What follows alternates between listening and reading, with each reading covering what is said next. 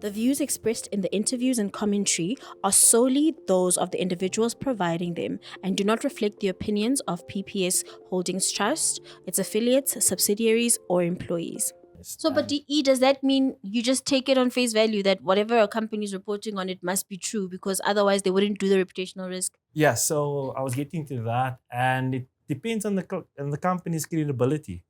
Company has been doing well and has been pretty much consistent in their approaches in their financial statements. You can't guarantee anything in the future, but it puts you in a better position than a company where there's inconsistencies within the financial statements. You won't ultimately know up until it's too late in regards to possibly that. But when looking at those financial statements with a fine comb, you'll be able to draw a few signals for you, indicators for you as well that can assist you. So ultimately, you won't know up until you know. But I think also they, like you said, their reputation, their brand, and the feedback that their customers give and the experience that they have will be the red flags that you see. If there's a bad comment about a company on social media, on on the different platforms, then it feeds back to is what they're saying on their papers and reports, does it align with the reviews that people are giving the brand or how we speak about the brand? Because I think, like you say, we won't know, we can't verify that they've paid X amount in claims or they've done this in claims. But we will see it in the testimonials that their customers give and the feedback that they give. So I think that is how I verify and how I resonate with brands or companies to align with them, is through the social media, the feedback that I get from people that have used the brand or are part of the brand. Definitely, and I think it's not just the statements, it's transparency across the board. So you have platforms that get reviewers from a consumer or customer point of view, and you also get investors that ask questions at, especially listed companies. Investors can ask questions to the board, to the execs, and get direct answers, and they go through the financials, and that's another check and balance. But I'm also quite a big fan if company leadership goes on programs like radios or podcasts, etc., and answer hard-hitting questions. They don't go for the easy interviews, but someone actually asks very intelligent questions, and they then don't wishy-wash around the answer. They give you straight answers and tell you, yeah, this was a bad year because of these things, or we need to improve in this area. And therefore, I think it's important a company is an institution, but it's also its people. So if you know who works there and who's representing them, you can gain trust through that as well. Because for me, sustainability is something that I've always thought about, like on the outside. I think let's go green, like save the nature, save the planet. That's where sustainability has always been for me. That's where it's always existed. But with this specific conversation, I really had to sit down and think, because sustainability itself is two words: sustain and the ability. So sustainability is the ability to be consistent, show results without compromising the principle. Let me ask you something. Have you ever heard of is it an acronym, ESG? Yeah. Can you tell me what that means and what it means to you in the simplest, like you're talking to a 5-year-old? ESG, environmental, social, and governance. So I think everyone hears ESG and immediately thinks green, plants. Global warming. Plant trees, global warming, let's fix that. But there's also the social and the governance point of view. So social is more about your community and the impact you're making. And this is not my opinion. I don't have the exact definitions, but this is how I understand it.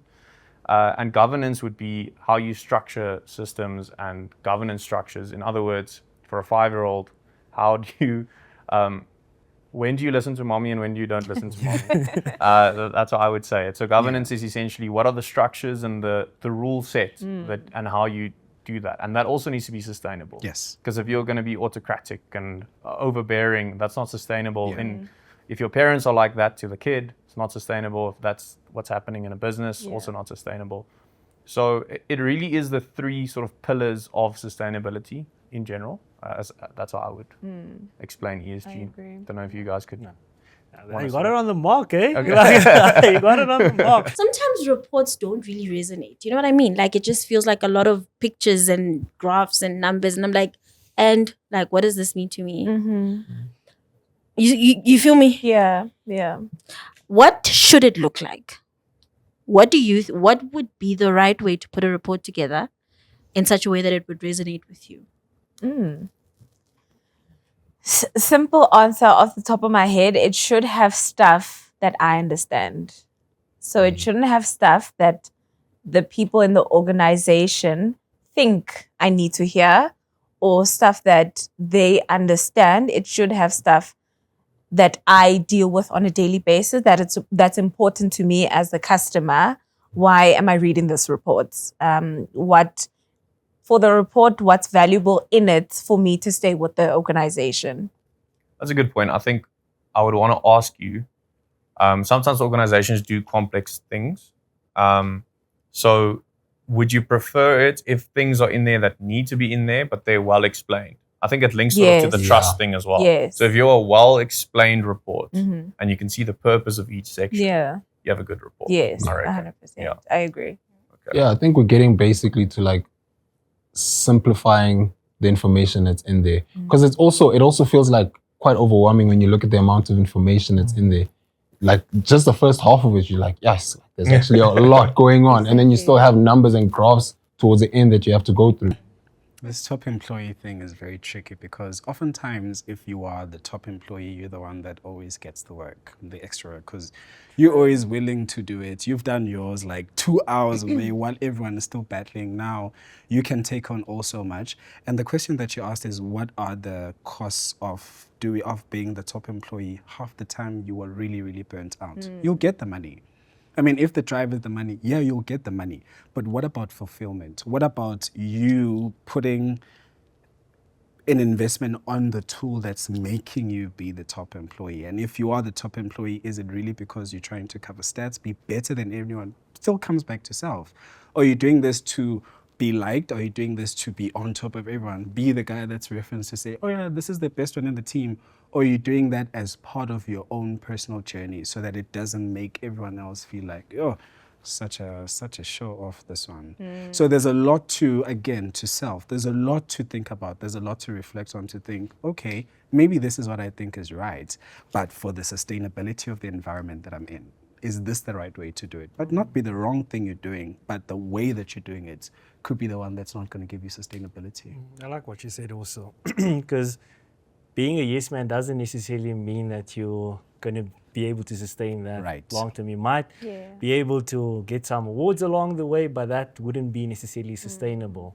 It comes down to your primary role and whether or not I'm doing that to the best of my ability, because then essentially long term wise, you can keep on doing that once you are within it. But there are other factors also to consider. There's definitely going to be various factors to consider within that role.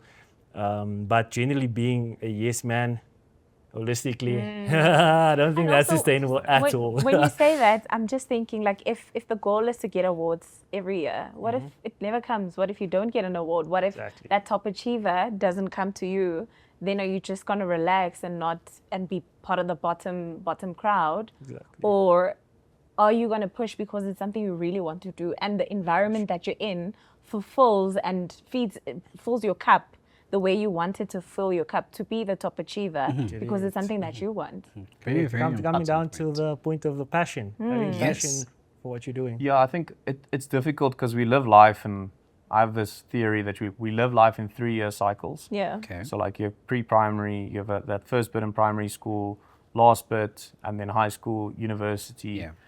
You always have these 3-year cycles where you can sort of grow in those 3 years and then execute high and then get a prize. And you have a prize giving every year at school, and you have trophies for teams. If your team wins, you win, you feel it. In life, when you start working, you don't really get that anymore. Yeah. So it really depends on you to write your own rule book and what you define as a win. So for some people, that is the reward. Some people, it's the monetary award. But honestly, I think if you can get your validation from, like you said, filling your cup based on the goals that you set yourself, then you'll feel fulfillment, and that's sustainable, because then you're working towards that. And you should stretch yourself. It shouldn't be easy every time, but you need to create some sort of ecosystem around yourself to continue moving forward and get better every day, because that's sustainable. But going far and beyond is not. Is it feasible and sustainable to think that we'd have a life outside of work, especially given that we don't really want to make work our be all and work give us everything? I think, it's a loaded question, and I think because it goes back to being the top achiever. Because we want to be the top achiever, you always want to impress at the job, so we put priority at the job. But if you're comfortable that me putting in the effort in the 8 hours that I'm available at work, and I have done my best today, and the week in the 50 hours that I've done my best, then you could have a life outside. I don't think it's sustainable to want to have a life just at work and bring all the outside stuff at work. So we'll have a book club at work, we'll have a chess club at work, we'll do whatever with my work colleagues, and then neglecting everybody else in my personal life. There is a reason why it's meant to be separate. The people that know the definitions know it, why the work-life balance. I know they don't call it that anymore, but the work-life balance is quite important, because personal for me needs to remain personal. And when I leave my workspace, with the troubles that come with it, with the emails and obviously now and then they'll be like working late, but I believe in personal boundaries. So if I'm working, for example, in the evening and I'm trying to push for myself, if there's a call that comes in from work, I will not answer it. Sorry, this is my time to focus, because it's in my personal space as well. So I think it's quite important that we keep it separate, for your mental state as well. I agree, because there's a reason why there's working hours. There's a reason why you go home afterwards, and really we need to drive this thing of at work, at home, because there's a reason why I need time when I'm at home. These things at home that need my immediate attention, that need me to be present. Now, I can't try now start and split this, because for the things that are personal, I can't juggle them at work. So the onus goes back to what you were saying there, and that the onus is on me to make sure that I learn how to compartmentalize. I got this right again. I know how to put everything where it's supposed to be and attend to the things. I'll give severity to this because it needs more of my time when I get home.